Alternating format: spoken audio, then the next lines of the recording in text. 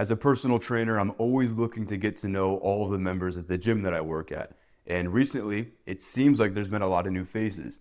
But after talking to these people, I've realized that they've been members for several years. And a common theme that I'm seeing recurring in the gym recently is that people say they don't work out in the summer because they want to spend more time outside. So I'm going to explain in this video why this mindset is the number one thing that holds most men back from maintaining consistent progress in the gym. You need to not look at working out as something that you do seasonally. It has to become a part of your life year round. You need to detach and take a view from above and look at your training in year-long blocks, not day by day, week by week blocks. And these year-long blocks in personal training and fitness are called macrocycles. Now, for most people, since they only take fitness day by day or week by week, they don't have any sort of a plan for their year-long macro cycle. So this is what most people's macro cycle looks like. I don't go to the gym in the summer because I want to spend more time outside. In the fall, you start going to the gym, but then before you know it, the holidays roll around and you fall off track because you're overeating and you're visiting family and traveling. Before you know it, it's time for New Year's, and everyone makes the New Year's resolution that this is the year I'm finally going to get in shape. So then you start going to the gym way more than you ever have at a pace that's unsustainable, and you burn out, or maybe you don't. Maybe you start making some progress into the summer. Maybe you do. Let's say you do stick to your New Year's resolution, and through the spring you do start making progress. But then the summer rolls around and you want to be outside, so you stop, and then you lose all the progress that you made over the summer. Oh, there was one more phase that I forgot to mention. So most people will make that New Year's resolution, and for most people, that resolution is to lose body fat, because everyone wants to be lean for the summer. But since most people procrastinate, they probably won't start that until the summer arrives. And then at that point, they want to lose fat really fast because they're in a rush.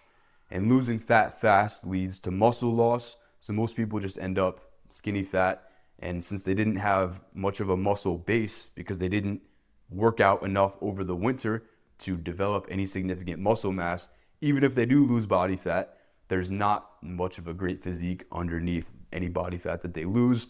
And then they derail their progress in the summer, and then the whole cycle continues over and over again.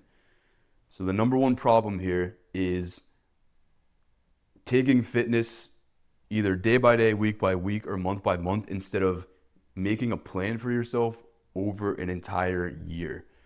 And when you make a plan like this, you can account for seasonal variation. But before we talk about that, I want to talk about the importance of planning and goal setting.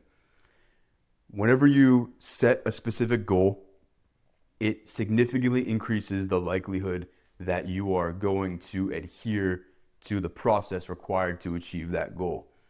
We call this in personal training self-efficacy. When you set a goal for your fitness, whatever that is, it increases your belief that you will be able to stick through the process to achieve that goal. Planning is important in goal setting as well, because if you just set a goal without a plan for how to get there, the goal might seem too lofty. So you need to have both a goal and a plan that's going to bridge the gap between where you are and the goal you want to achieve. Now, you can set multiple goals, or you should set multiple goals at different points throughout the year. And for most people, for most of the clients that I train, this involves bulking and building muscle in the winter. That's your goal for one half of the year.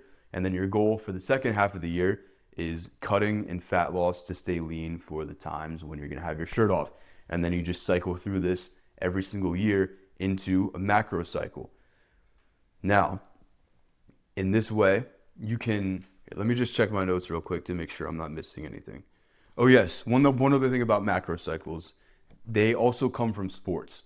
So during my time as a football player, there was no off season, and you need to adopt this mindset into your fitness training as well. There was no off season. Whenever we were in season, actually playing games in the fall, we were still lifting weights to maintain our strength. As soon as we were done with the season, we would focus more on building muscle and power development. And then when the summer came around, our coach would program in more cardio and agility and position-specific drills to prepare us for the season while also maintaining muscle and strength. So there is no off-season ever in fitness if you want to actually make progress.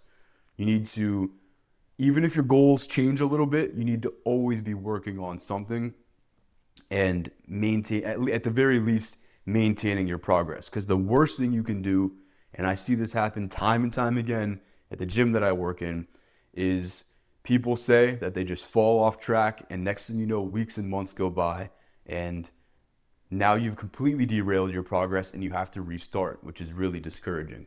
So never, at the very least, never completely stop in your fitness goals.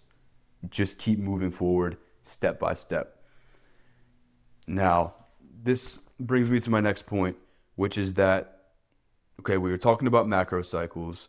I need to keep myself on track here because I have a propensity to go off on side tangents and rambles.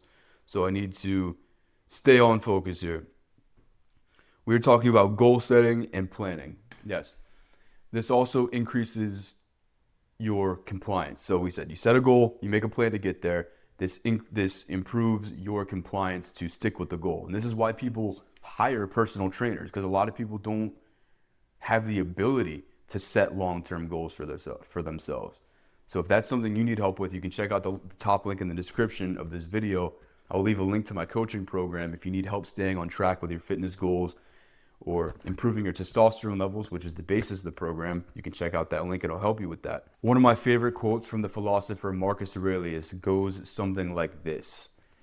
The difference between a fencer and a boxer is the fencer has to pick up his weapon and put it back down, whereas the boxer's weapon is a part of him. All he has to do is clench his fist. So this articulates the point that you need to make fitness a part of your life, a part of who you are, not something that you pick up and put down periodically. And the way to do this is actually not what you're going to expect me to say.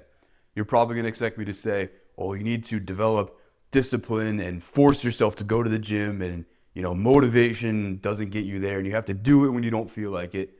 And yes, I do believe in that mindset to an extent. There are going to be days where you need to exercise it, but you don't feel like it.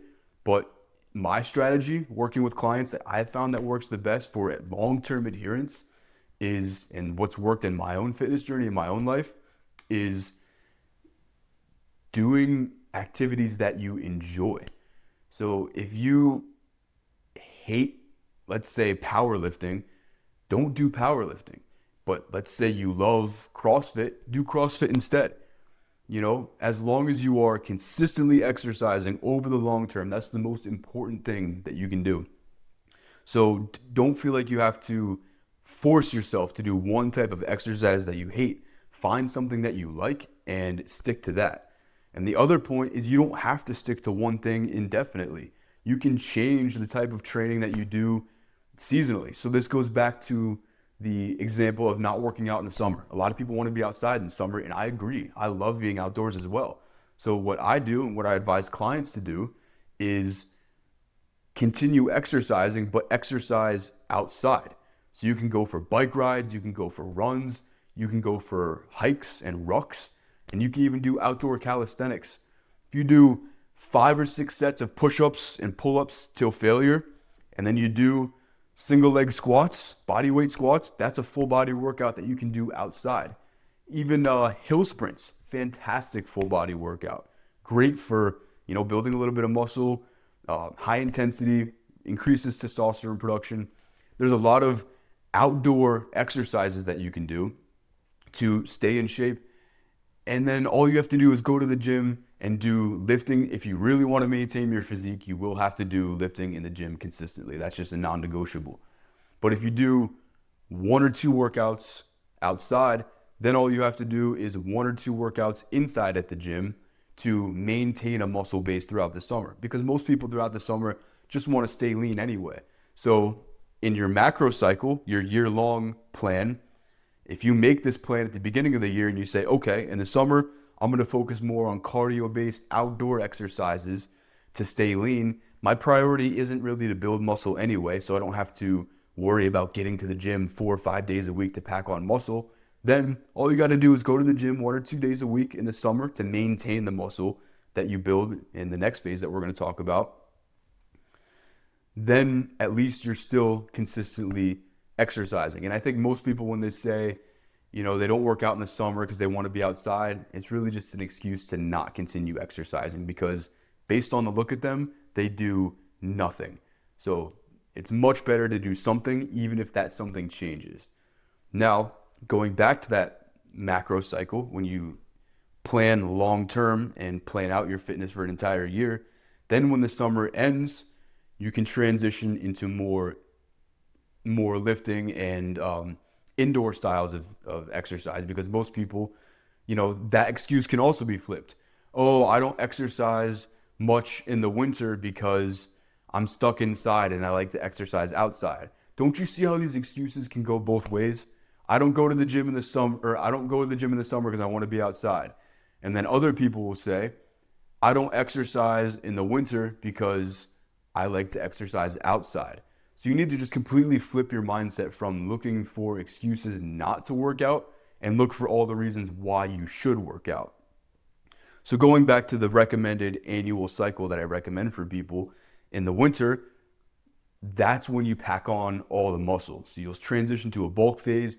You'll spend more time in the gym lifting weights, and you can change lifting weights as much as you like. You can do Olympic lifting, you can do powerlifting, you can do strongman, you can do bodybuilding. There's so many different fun ways that you can change up your lifting style to keep it interesting, if that's what you need, to get you through the winter, to get you through your muscle building phase, so that when it's time to cut in the summer, you have a solid foundation of muscle mass. And this is so important, because if you don't build muscle when the time does come to start cutting and losing body fat in the spring, not only is it going to be harder because your metabolism is slower, but also you're not going to be revealing much of a physique underneath anyway.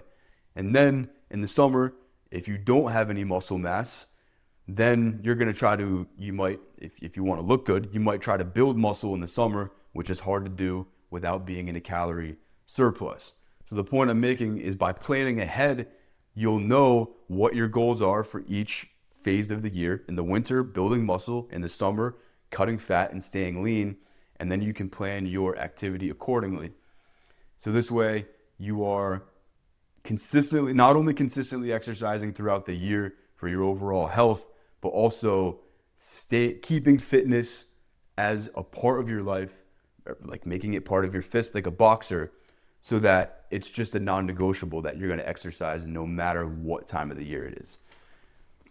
Let me see if I have anything else for you. Any other notes?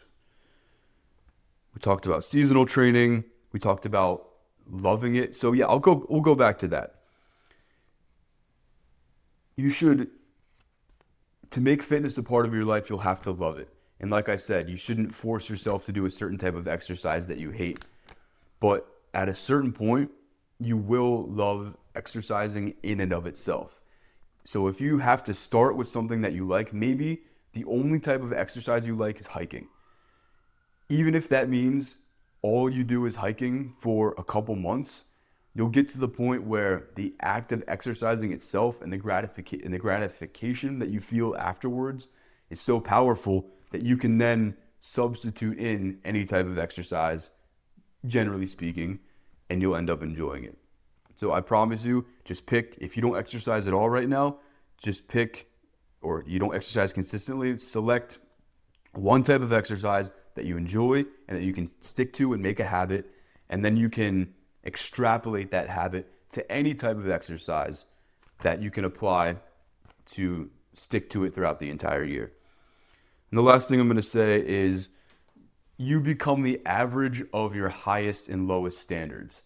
So even if you have a good few weeks in the gym and you're doing really well, but then you take a few weeks off and you fall off, and then a few weeks later you have a few more good weeks, you just become the average of these up and down cycles, which for most people is a flat line. You make progress, you don't stay consistent, and you lose the progress. Then you have to try to come back to where you started, and then that cycle fluctuates up and down and restarts. And this is why most people look the same the entire year and never actually get anywhere. You have to, and again, progress isn't always going to be continually upward. There's going to be ups and flat lines and sometimes a little bit of a down. But as long as you are continually progressing in the general direction of a goal and you stay to it consistently and you're preventing those steep drop-offs when you just stop working out for months at a time, you are going to be well on your way to developing not only great health, but a great physique. So if you're someone that can't stay consistent and that's your number one problem, apply the tips that I provided in this video, and hopefully, if you stick to it, you will become the type of person who makes fitness a part of your life, not something that you do whenever it's convenient or seasonal.